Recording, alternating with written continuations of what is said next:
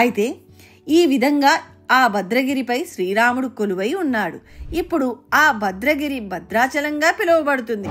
భద్రగిరిపై రాముడు వెలిసిన తర్వాత రామాలయం ఏ విధంగా నిర్మించబడిందో, ఎవరి చేత నిర్మించబడిందో ఇప్పుడు తెలుసుకుందాం.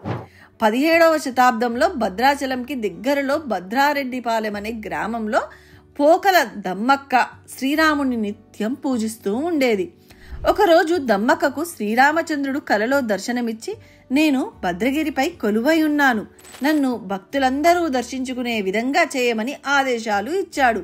ఇందులో మరొక భక్తుడు కూడా నీకు సహాయంగా ఉంటాడని ఆ శ్రీరామచంద్రమూర్తి దమ్మక్కకు వివరించాడు. దమ్మక్క ఆ ఊరి ప్రజలందరినీ తీసుకొని భద్రగిరిపై శ్రీరాముడు కొలువై ఉన్న ప్రదేశానికి వెళ్ళింది. అక్కడే ఆ శ్రీరామునికి ఒక పాకను నిర్మించి నిత్యం పూజలు చేస్తూ ఉండేది. అప్పటి నుంచే భద్రగిరిపై ఏటా శ్రీరామ కళ్యాణం నిర్వహిస్తున్నట్లుగా మన పురాణాలలో పేర్కొనబడింది.